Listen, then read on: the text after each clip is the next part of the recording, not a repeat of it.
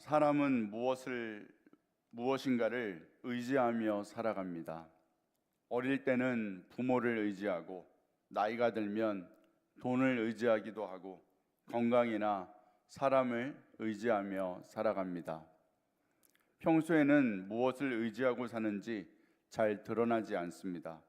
그런데 큰 어려움을 만나면 내가 진짜 의지하고 있던 것이 무엇인지 드러나게 됩니다.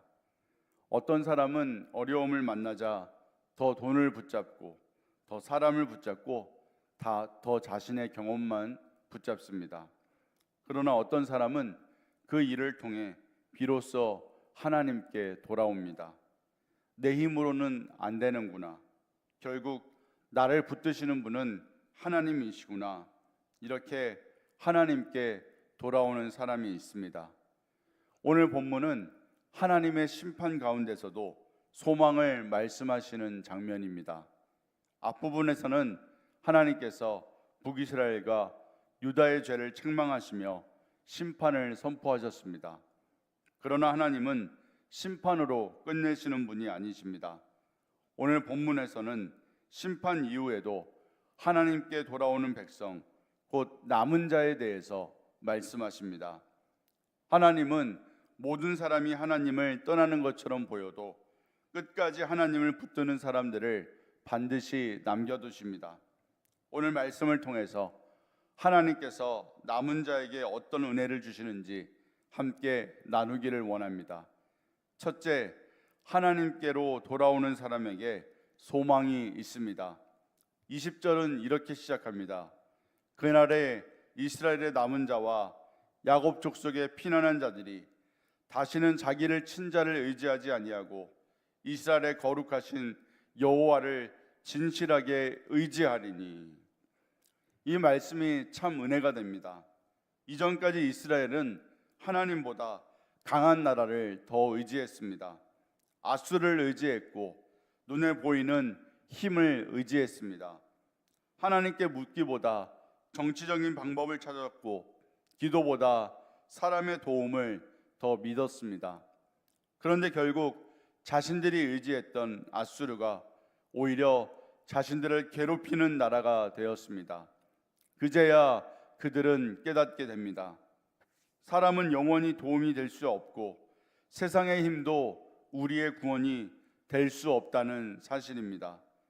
그래서 하나님은 다시는 자기를 친 자를 의지하지 아니하고 여호와를 진실하게 의지하리라 라고 말씀하십니다. 이것이 회개입니다. 회개는 단순히 눈물을 흘리는 것이 아닙니다. 내가 붙잡고 있던 것을 내려놓고 하나님만 온전히 붙드는 것이 회개입니다. 우리도 그렇습니다. 문제가 생기면 가장 먼저 누구를 찾습니까?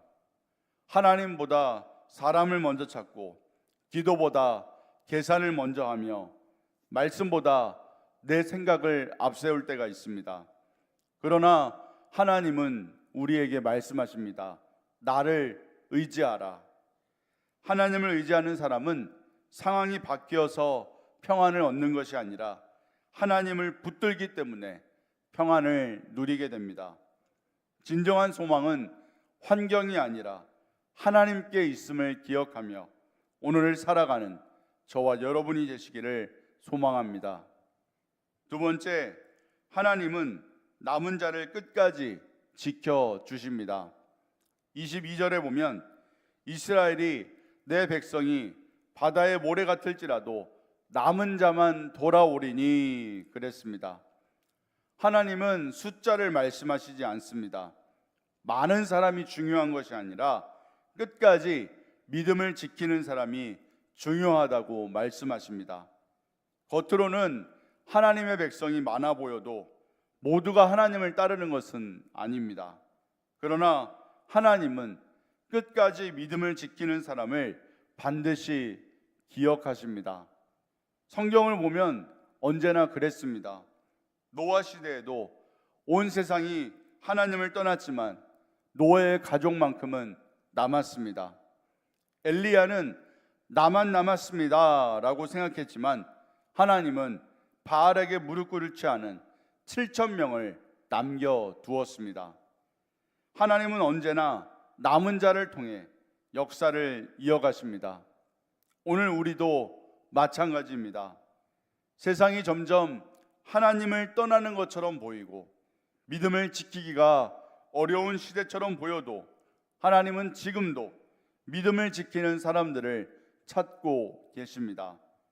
사람들은 알아주지 않아도 하나님은 우리의 믿음을 알고 계십니다. 예배를 지키는 사람, 기도를 포기하지 않는 사람, 말씀을 붙드는 사람을 하나님은 결코 잊지 않으십니다. 우리는 많은 사람이 되려고 하기보다 끝까지 남는 사람이 되어야 합니다. 마지막 셋째로 하나님은 교만한 세력을 반드시 무너뜨리십니다. 본문 후반부에서는 아수르에 대한 심판이 선포됩니다. 아수르는 당시 세상에서 가장 강한 나라였습니다. 그들은 자신들의 힘으로 모든 나라를 정복했다고 생각했습니다. 그러나 하나님은 말씀하십니다. 아수르는 하나님의 손에 들린 막대기에 불과했습니다. 하나님께서 잠시 사용하셨을 뿐인데 그들은 자기 힘으로 이긴 줄 착각했습니다. 그래서 하나님은 교만한 아수르를 심판하시겠다고 말씀하십니다. 26절에서는 미디안을 치셨던 것처럼 애굽을 심판하셨던 것처럼 아수르도 무너질 것이라고 말씀하십니다.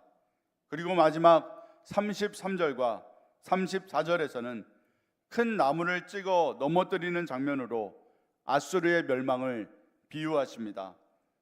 아무리 높이 자란 나무라도 하나님께서 찍으시면 순간에 쓰러질 수밖에 없습니다. 사람은 높은 자리를 오래 지키면 자신이 높아서 선 줄로 착각하기 쉽습니다. 그러나 하나님은 교만한 자를 낮추시고 겸손한 자를 높이시는 분이십니다. 우리도 하나님께서 허락하신 자리에서 항상 겸손해야 합니다. 내가 가진 것이 있다면 하나님의 은혜 때문이고 내가 지금까지 살아온 것도 하나님의 붙드심 때문임을 잊지 말아야 합니다. 오늘 본문은 심판 가운데서도 소망을 보여주는 말씀입니다. 하나님은 죄를 심판하시지만 돌아오는 사람은 결코 버리지 않으십니다. 오히려 남은 자를 붙드시고 끝까지 지켜주시며 새로운 역사를 시작하십니다. 혹시 지금 우리의 삶에도 의지하고 있는 것이 하나님보다 앞서 있다면 오늘 내려놓아야 합니다. 세상의 힘은 언젠가 무너지지만 하나님은 영원히 흔들리지 않으십니다. 그리고 믿음을 지키는 사람이 적어 보일지라도 실망하지 마십시오. 하나님은 지금도 남은 자를 찾고 계시며 그 남은 자를 통해 하나님의 역사를 이어가십니다. 오늘도 하나님만 의지하며 끝까지 믿음을 지키는 남은 자로 살아가고 교만을 버리고 겸손히 하나님만 붙드시는 복된 하루가 되시기를 주님의 이름으로 축원해 드립니다. 함께 기도하겠습니다.